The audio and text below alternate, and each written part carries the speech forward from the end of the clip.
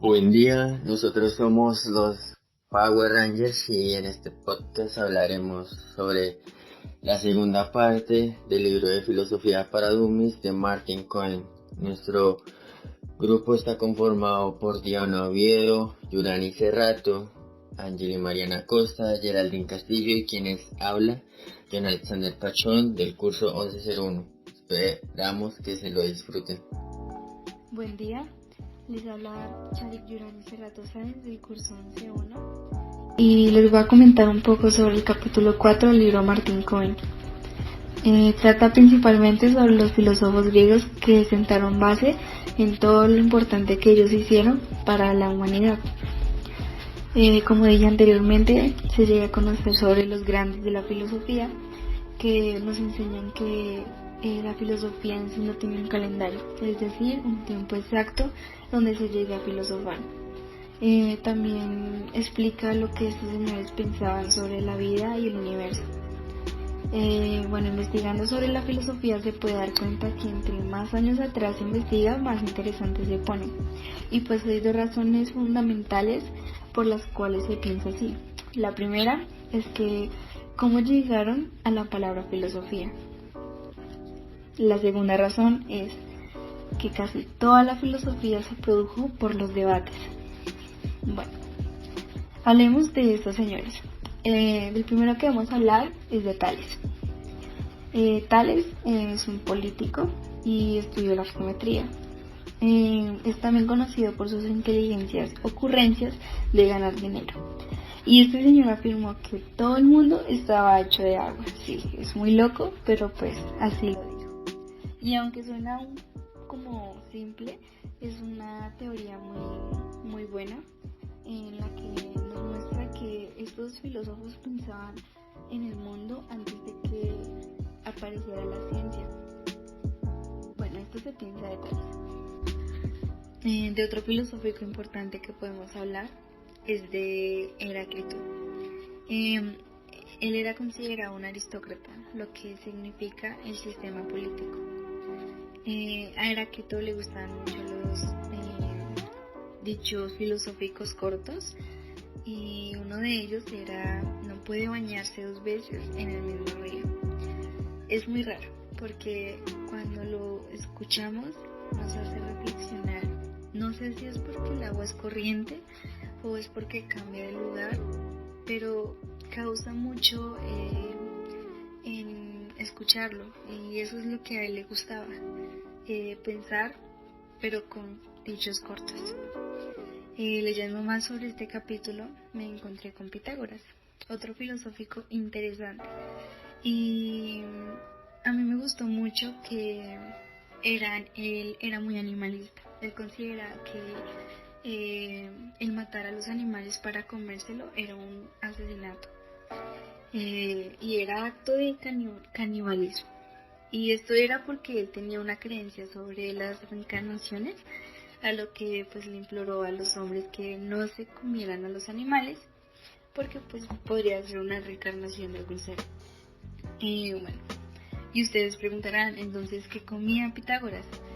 Bueno, según el libro, él comía panales de oveja, pijo o pan y muchas verduras. Y este hombre no solamente respetó la vida de los animales, sino que también la de los árboles, y él insistía a las personas para que no los cortaran. Y es muy interesante saber que un filósofo pensaba así sobre la naturaleza y que la defendía con tanta pasión. Ahora hablemos de Platón. Platón se consideró el más grande de los filósofos. Este hombre nació, estudió, enseñó y murió en Atenas. Pero pues no solo se quedó ahí, él hizo muchísimos viajes. Uno de ellos fue visitar los centros comerciales de África e Italia, y al conocer pues estos lugares se encontró con las extrañas ideas de Pitágoras, como que los números son más reales que los palos, las piedras y pues mucho más. Y esto es un solo abrebocas de todo lo que se puede llegar a encontrar en este libro. se habla muchísimo sobre Platón, sobre lo que él pensaba, sobre pues todas las teorías que él tenía, y pues no es así como tan teóricas, sino pues son más hablándole como si estuviéramos uno a uno. Entonces esto es muy interesante también del libro. Siguiendo con la lectura del libro, me encontré con una interesante pregunta, y esta es: ¿qué conexión hay entre Sócrates y Platón? Según el libro, Sócrates aparece en todas las obras pequeñas de Platón y registra que los puntos de vista de Sócrates, pues Platón era un poco exagerado cuando se trataba sobre él. Él no podía dejar a un lado su opinión y siempre la tenía en cuenta en cualquier cosita, fuera grande o pequeña. Y ya que estamos hablando de Sócrates, pues pude darme cuenta que a él no le gustaba la escritura, pues él pensaba que era el enemigo total del conocimiento. Por último, de todos los filósofos se habló de Aristóteles, un gran filósofo griego que se interesaba muchísimo en la observación de la naturaleza. Aristóteles fue el pensador más influyente en Europa durante la Edad Media, e incluso mucho más que Platón. Entonces ya verán ustedes cómo influenciaba él en la gente. Bueno, pero de todo lo que aprendí del libro me gustó muchísimo la parte pues final, y es encontrar la verdad. Pues se llegó a una conclusión de que nosotros como seres razonables deberíamos de encontrar la felicidad, ya que pues esta sería la verdad. Y porque es tan interesante aprender sobre estos grandes hombres, porque ellos nos hacen dar cuenta de que no tendríamos que vivir nuestra vida como la vivimos, pensando que es rutinaria. También podríamos sacar un poquito más de nuestro tiempo para pensar el porqué de las cosas, si soy feliz. Y no solamente son preguntas como las que estos señores hacían, sino que un poco más personales con nosotros, porque filosofar también es parte de todo lo que nos pasa a nosotros, de todo lo que está alrededor de nosotros es filosofía. Y así concluyo el capítulo 4 del libro Martín Cohen. Capítulo 5: la Edad Media en la actualidad. En este capítulo vamos a hablar acerca de Dios por el lado de la filosofía y la filosofía por unos aros muy escépticos. Vamos a dar unos conceptos breves, ejemplos y por último conclusiones. Según los pensadores religiosos, encarrilaron la filosofía una situación que empezó a frustrar a los filósofos por el siglo XVII. Pero aunque la filosofía se separó de nuevo de la orientación religiosa, trató de encontrar otro tipo de certeza, la de las matemáticas y la lógica. Según San Agustín, explica una de sus obras más influyentes, Las Confesiones, el sexo y la religión no liga. La idea de San Agustín de que las cosas malas le suceden a la gente ya parece normal, porque Dios está enfadado en ellos. Ha sido muy influyente la famosa sentencia filosófica de Descartes: pienso, luego existo. Proviene en realidad de San Agustín, y no es por ninguna extraña casualidad, sino porque Descartes fue educado por monjes agustinos, la cual, según San Agustín, cambió de parecer y decidió que no le gustaba la idea de que Dios no es omnipotente, y desde entonces su afición favorita fue la de tratar de evitar el mal. A partir de entonces, pues todas las cosas malas que le ocurrieron a la gente, incluso a los bebés, en realidad solo son castigos de sus propios pecados, ya sea en la vida actual o en la vida anterior. El mundo todavía está podrido, lleno de cosas malas, pero así como lo quiere Dios. No es extrañar de San Agustín que diga que Dios solo quiere a unas pocas cosas o unas pocas personas en la próxima vida o en el cielo. El principal argumento a favor de, según San Agustín, es que la existencia de Dios que ofrece o comienza preguntando si sabemos que existimos, señalando que para poder argumentar que no existimos tenemos que existir. Sigue diciendo que si estás de acuerdo con eso, entonces debemos ser capaces de razonar, que es diferenciar un buen argumento de uno malo. Los buenos argumentos y los malos argumentos son distintos, pero ¿quién lo hace ser así? Nosotros, ¿no? Es decir, que independientemente si sabemos sumar o no, lo que es verdad no lo decide la gente, sino que es determinado por Dios, o al menos esto dice. De este modo Dios se convierte en una especie de árbitro cosmótico y juzgando todos los juicios. Pero para Agustín la humanidad es una masa de corrupción y pecado que avanza inevitablemente hacia el infierno. Según el libro de las Confesiones describe que el mal que ya está presentado en el bebé nacido antes de demostrar que el adulto no es mejor. En el argumento ontológico, según la existencia de Dios, nos dice que San Anselmo en el mundo acepta por definición, es decir, que a Dios porque es el que ser más grande posible, y acepta en segundo lugar que Dios existe, al menos en la gente que tiene este concepto de Él. Esto es, Él existe por el entendimiento, sí, el entendimiento. Sí, para darnos cuenta de que Dios existe también en realidad es algo que existe en la realidad. Y también en la teoría es mayor que algo que existe solo en el entendimiento. Es decir, porque Dios es el más grande o porque no existir no es tan grande como existir. Dios tiene que existir en realidad, así como el entendimiento, la cual la existe de Dios la consideran como un triunfo. Pero la debilidad de los argumentos es que Dios existe solo por definición. Vamos a examinar algunas pruebas que nos dice Santo Tomás de Aquino. Según Santo Tomás de Aquino, decidió que la gente necesitaba un montón de nuevos motivos para creer en Dios. Así que hizo un resumen de otros varios argumentos filosóficos. Uno de estos argumentos son: tiene que haber habido un tiempo anterior en la existencia del universo, y que como las cosas físicas existen, debe haber habido algo no físico que le hiciera existir. Este algo tiene que ser no físico. Por ejemplo, la cuestión de que porque se mueven las cosas del universo, se resuelve sin necesidad de demostrar la existencia de Dios, la cual esto llama el argumento del grado. Es que los hombres pueden ser tanto buenos como malos, por lo que no puedes encontrar la forma más pura de bondad en ellos. Por lo tanto, debe existir algo más que sea pura bondad, y a esta bondad suprema la gente le llama Dios, la cual es el ideal de la bondad, pero también la idea de ser una mesa, o ser una silla, o incluso de ser un número como el 2. Dios acaba existiendo en el mundo mental alternativo de la teoría platónica de las formas y no del universo. Para tener en cuenta más o menos los teólogos como Santo Tomás de Aquino, el problema era conseguir que el Dios que solo existe en el mundo mental también existe en el mundo físico. Para tratar también de prescindir de Dios, en algún momento la gente decidió que sería mejor dejar a Dios fuera de la filosofía. ¿Pero por qué? Es muy difícil probar su existencia. Hoy en día este cambio es muy elogiado, como la ilustración, pero el movimiento tenía realmente muy poco de la ilustrada.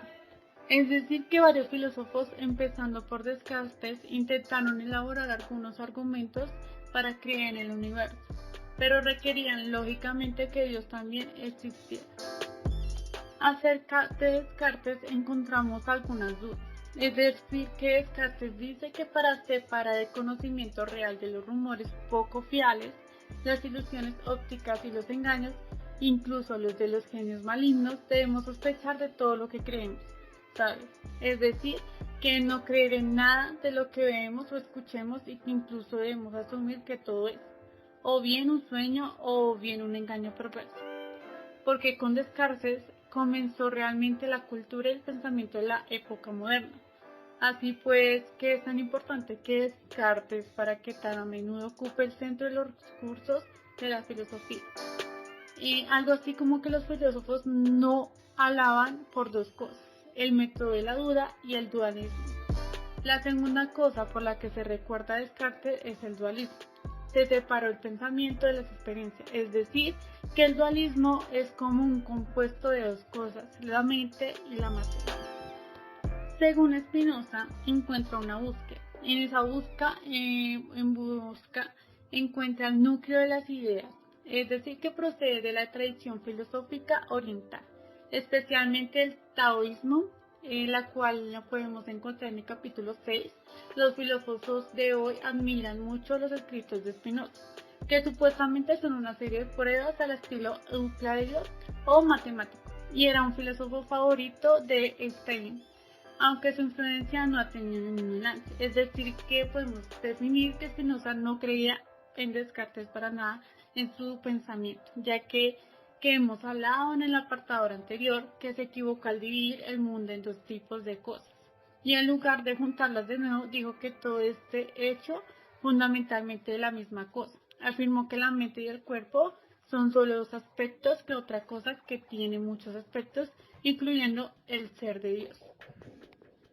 Algunas conclusiones que podemos dar acerca de Dios y acerca de todos los argumentos de los filósofos, como nos señala en el capítulo 2 de Descartes, estaba lejos de ser el primero en preguntarse todo.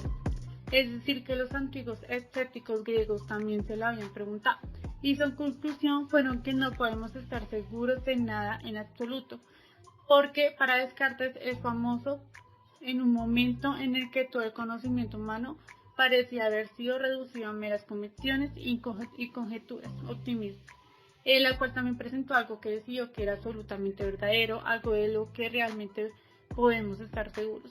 Esta es probablemente la cita más famosa de los filósofos.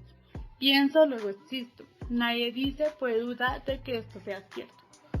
Para Spinoza no está de acuerdo con otras ideas claves cartesianas, es decir, que tiene que ver con Descartes, porque no creía ni en la mente ni en el alma, y de hecho ni siquiera creía en la materia bruta. Decidió que la impresión que tenemos de que elegimos hacer cosas en una ilusión. Por último, también podemos decir que creía que los estudiosos deberían examinar y analizar la Biblia, sin asumir necesariamente que es la verdad. Y bueno, en la última parte del capítulo 5 podemos encontrar la famosa tripleta inglesa, que estaba conformada por los filósofos Locke, Berkeley y Hume. Locke pensaba que el conocimiento era a partir de los sentidos, las cosas percibidas o sensoriales, como también hizo énfasis en sus dos tratados sobre el gobierno civil, sus ideas sobre construir el conocimiento a partir de los sentidos, lo que contraponía contra Platón, porque él decía que era a través de las ideas innatas. También muy famoso por sus tratados sobre la protección de la vida y de el no hacerle daño a nadie como si fuese uno la propia persona, lo que es ahora la base del sistema político en Estados Unidos. Berkeley decía que todo procede a partir de la mente y que nada puede ser a menos que sea percibido.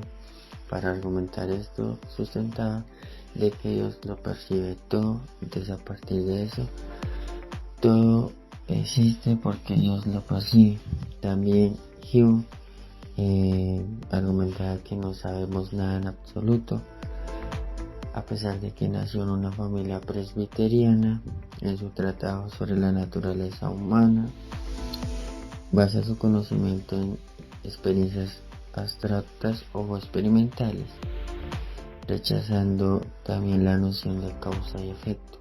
Hume veía a las personas como animales movidos por el placer o el dolor, controladas por sus deseos naturales, y al igual que Berkeley, desapareció la existencia de las cosas. Hume desapareció la mente a partir de que el sentimiento existe, solo es un conjunto de sentimientos o percepciones. Por último, vemos cómo la filosofía se pasa a las matemáticas, como lo hicieron los pensadores Leibniz, Hegel, Pascal y Kant en sus diferentes argumentos sobre pasar los problemas filosóficos a las matemáticas en ciertos métodos, como el cálculo. El A es igual a una manzana es igual a una manzana, y en los cálculos negativos, que posiblemente son descartados. Así pues también se llega a la filosofía analítica, con sus representantes como Bertrand Russell, Gilbert Ryle, Wittgenstein, Gottlob Frege, en el cual hacen énfasis en que solo las afirmaciones científicas o empíricas son válidas porque todo conocimiento es imperfecto, ya que estos excluyen a la idea de Dios en sus teorías. Así finalizando en que la filosofía se pasó a las matemáticas y que se enfatizó en que las personas supieran expresarse mejor a cuestionar las cosas. Capítulo 6 del libro Filosofía para Dummies. Un vistazo a la filosofía oriental. Como se logra deducir del título, vamos a mirar un poco por encima lo que se trata en las filosofías orientales, como son el taoísmo, el confucianismo, el budismo e el hinduismo. Primero, el taoísmo. El taoísmo es un sistema de filosofía de vida basada primordialmente en el Tao Te Ching, que la tradición atribuye al filósofo chino Lao Tse. Sus enseñanzas parten del concepto de unidad absoluta y al mismo tiempo mutable denominado Tao, que conforma la realidad suprema y el principio cosmológico y ontológico de todas las cosas. Entonces, ¿qué tipo de religión es el taoísmo? Se dice que es un sistema de creencias con mezcla de elementos del taoísmo filosófico, el confucianismo, el budismo y creencias locales de China y el sureste asiático, formando un sincretismo religioso que lo diferencia de la concepción original de la obra Tao Te Ching de Lao Tse. ¿Qué busca el taoísmo? La palabra Tao suele traducirse por guía o camino, aunque tiene inmensurables matices en la filosofía y la religión seculares chinas. El taoísmo filosófico se desarrolló a partir de los escritos de Lao Tse. ¿Cómo funciona el taoísmo? Es un sistema de pensamiento basado en el Tao, concepción metafísica del filósofo Lao Tse, proyectada en su obra Tao Te Ching. El Tao tiene condición inmaterial, no es espiritual ni materialista, bajo el prisma occidental. ¿Cuál es el significado y simbolismo del taoísmo? El yin y el yang es un principio de la filosofía china, en donde el yin y el yang son dos energías opuestas que se necesitan y se complementan. La existencia de uno depende de la existencia del otro. El yin y el yang es un símbolo de armonía debido al equilibrio que procede interacción de las dos energías. En el taoísmo se piensa que el pensar como el actuar están unidos, como dos caras de una misma moneda, que todo sigue un camino, tanto las cosas pequeñas y las cosas grandes. Segundo pensamiento filosófico, el confucianismo. Su mayor exponente es Confucio. Se conoce a Confucio como un pensador importante, un filósofo social, un educador y el protagonista de un texto muy influyente. El confucianismo es una doctrina religiosa y filosófica con expresiones rituales promovida por el pensador Confucio en el siglo V a.C. El confucianismo propone el regreso a un orden primordial que se habría deteriorado a lo largo de la historia por medio de dos sistemas, la práctica del estudio y la práctica de las virtudes. El propósito del confucianismo no es la salvación individual, sino la participación de los sujetos en la transformación y restauración de la sociedad, orientada a recuperar la armonía con ley del cielo o Tian. Por lo tanto, se trata de una doctrina con implicaciones ético-políticas. Entonces, Confucio desplazó el centro de la cuestión moral de las acciones a las motivaciones, de una moralidad objetiva a un sujeto moral. Se dice que hay que ver a la ética de la moral y a la ética de la virtud como complementarias. Tercer pensamiento filosófico, el budismo. Su representante es Buda.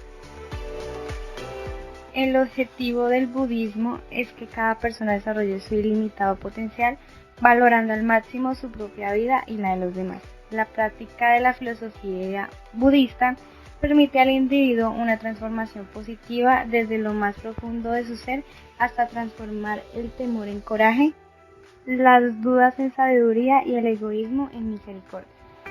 Es una filosofía que respeta la dignidad fundamental de toda vida y acentúa la profunda conexión entre la felicidad individual y la felicidad de los demás. Cuarto pensamiento filosófico, el hinduismo. La cultura hindú es una de las estructuras filosóficas más antiguas y completas con propósitos espiritistas formulados en la historia de la humanidad, reconocida por su profundidad, complejidad y amplitud de razonamiento, que asocia virtuosamente la raíz científica con temas espirituales en explicaciones sobre la manifestación y la realidad divina.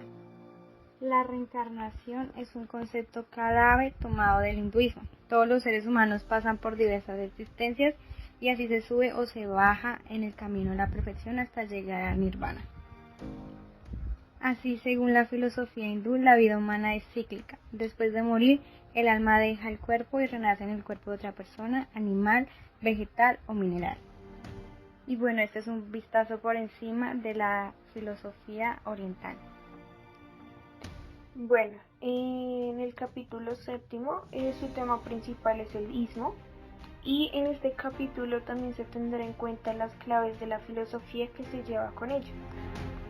Como primero se tendrá una breve descripción de qué es el ismo, para que cuando vaya evolucionando el tema, entonces tengamos este conocimiento firme.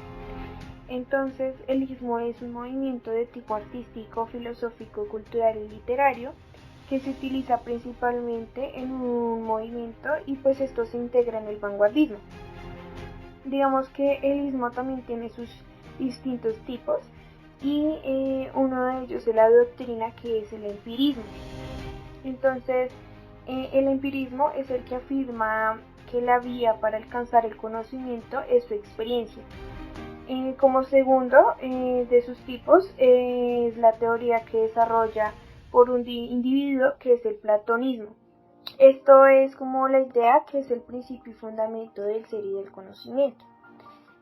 También es como uno de ellos es también el movimiento político, que es el fascismo, y es como un conjunto de ideologías y prácticas que busca colocar la nación, y pues esto se define como unos términos exclusivos.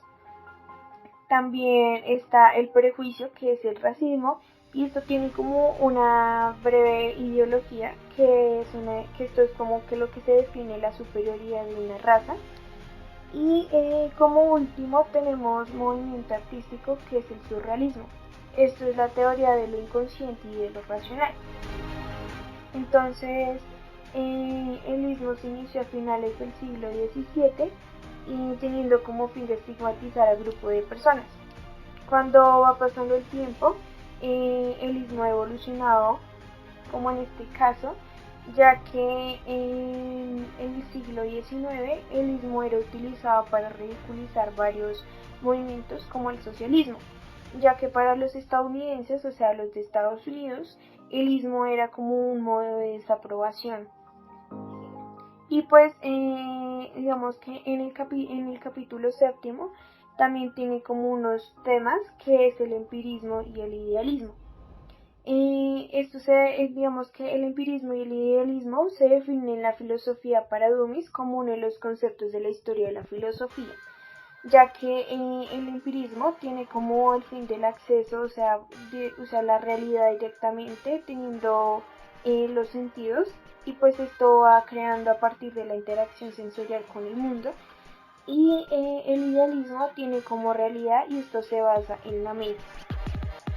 Bueno, uno de los enfoques más prácticos que tenemos en el capítulo 7 es una breve descripción con un ejemplo que se dirá detalladamente cómo está en el libro, y es que este es un niño esclavo que lo obligaron a recordar cómo calcular el área del triángulo, lo que supone que demuestra la idea de Platón y de que las personas ya nacen equipadas con una gran cantidad de conceptos importantes.